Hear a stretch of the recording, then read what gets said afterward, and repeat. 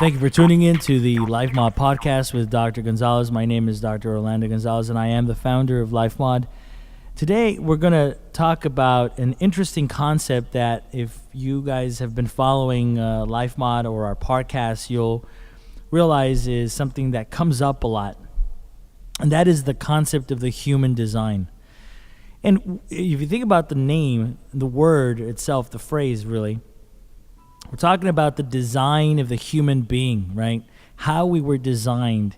What is it that when whoever created us had in mind for our sort of daily maneuvers and our daily living? We obviously had a design that had to go with that.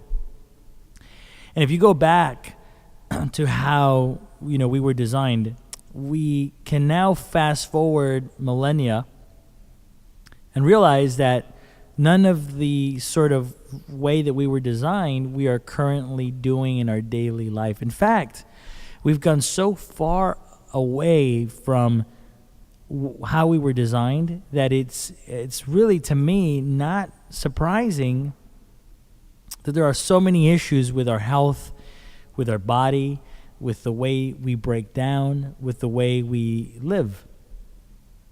So let's consider this. Consider that 5,000 years ago, I'm going to take you on a little journey. Actually, let's say 12,000 years ago.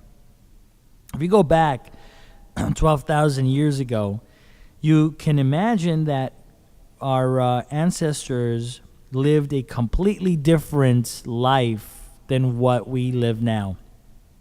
First thing, obviously, if we wanted to eat, we had to either gather it, we had to kill it, or we had to pick it from a tree, if you will. Of course, that's completely different. Let's just take that for a moment.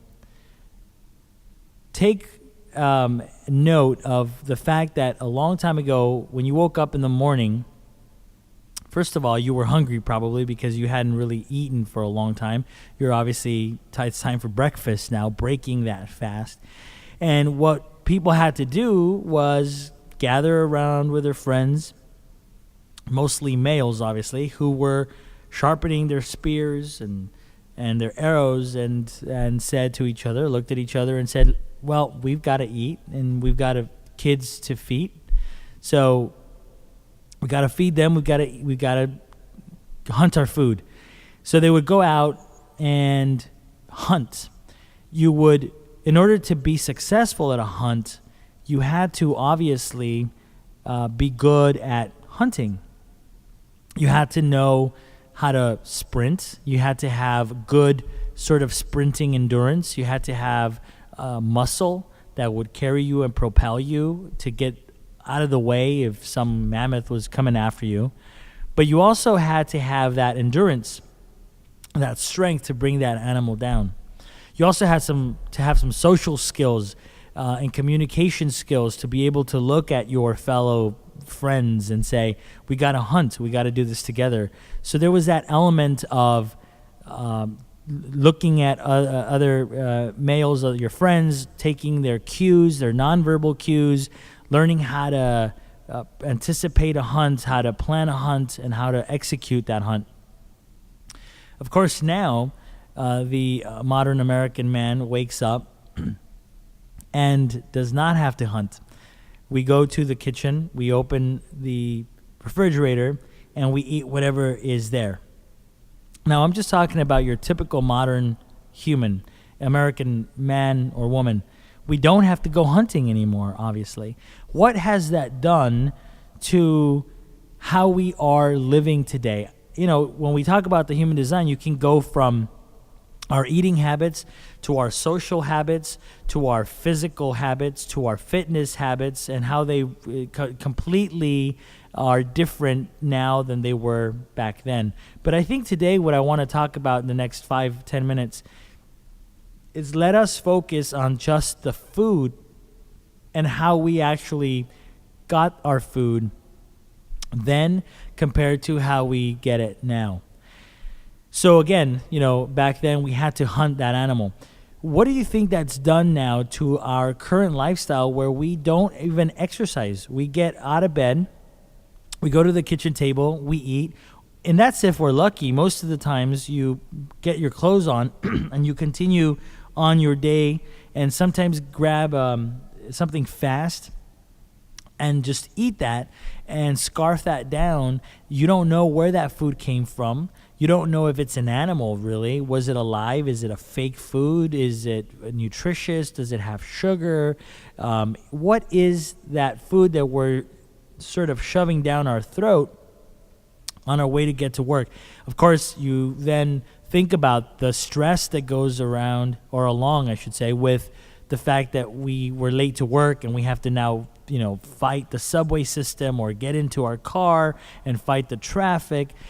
So just in that sense, you could see that there's a huge difference from now and a long time ago. And it's funny to me because as you all know, or you might not know, I am a physician, and part of my job on a daily basis is to to treat people who are obviously get hurt. I'm a sports medicine specialist, for those of you who don't know, and so it's really interesting to me that we look at our current disease rates of diabetes and high blood pressure and cardiovascular disease and stroke and even back pain, low back pain, issues with our muscles and our muscle aches and with the tiredness and the fatigue and the depression. And you look at all that, and to me, it's not surprising that the body, the machine, this machine that we call our body, had to break down at some point. Think about it. You get up, you don't know what you're putting in your mouths. You go along your day, stressful day. You don't acknowledge what you're eating. You then, lunchtime comes around. You might eat, you might not eat. But if you do, it's chips or it's in front of the TV at night for dinner, along with just alcohol. And no one is really paying attention to what your body is being fed.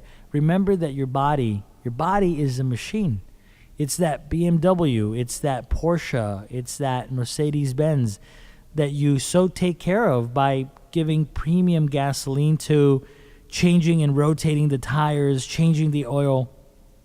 You do this, maybe you don't really want to, but you do it because you have to, because if you don't change the oil in your car, it's going to break down and it's going to cost you a lot of money. But what if we treated our body like our car, like that BMW, like that Porsche, like that Mercedes-Benz? And now you said to yourself, I'm going to treat it as the optimum machine that it is. And by doing that, I'm going to find out exactly what it is that I'm going to eat. I'm going to be cognizant of the food that we bring in. I don't expect you to go out and hunt your food. I understand that's, not going to happen. But I do think that if we ate with purpose, and that if every time we sat down to eat, we realize that what we're putting in our mouths is important. And that old adage of, you are what you eat really is true, guys. It really is. And for some reason, and for whatever reason, and I don't know when this happened, that stopped being real for people. We stopped living in that reality, and we just started to eat because we feel we have to, and we start to eat for taste only, and we've forgotten that it could be full of fat, it could be full of sodium, it could be full of sugar, and nobody really cares anymore. Consider this. If every day you consciously got up and you realized that everything you put into your mouth you were going to chew, you were going to think about where it came from, you will get to a point, not only when you feel better and you have more energy and you're more clear-minded and you're more focused, but you'll also get to a point where you almost subconsciously will start to make better choices every single time you eat. So here's my sort of call to action for everyone. For those of you who follow LifeMod, know thyself. That's one of our dictums. And our second one is Victim Vestri Vita, which is loosely Latin translated for conquer your life. Conquer your life today, guys, by actually saying, I'm going to start thinking about the food that I eat.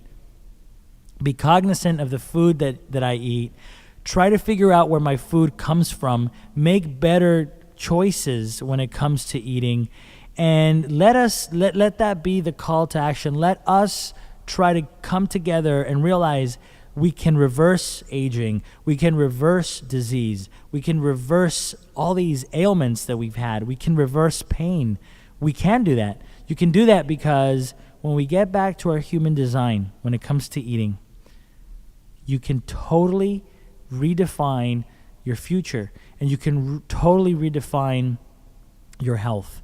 Do you want to live to 110 years old in this American society culture that we have now, where the last 30 or 40 years you're going to be overweight, you're going to have diabetes, you're going to have high blood pressure, you're going to be on medications? Sure, American medical healthcare system will keep you alive longer. You might live to 105. It's not going to be uncommon.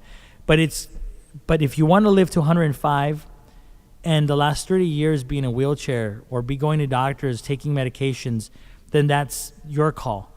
But you can live to 90 or 100 still exercising and full of energy and vitality and having sex and having a youthful life. It all starts with the choices that we make on a daily basis. And it all starts with that human design. It all starts with the food that you put into your mouths. Let us be cognizant of what we're putting into our mouths. I think that is going to make a huge difference in your lives.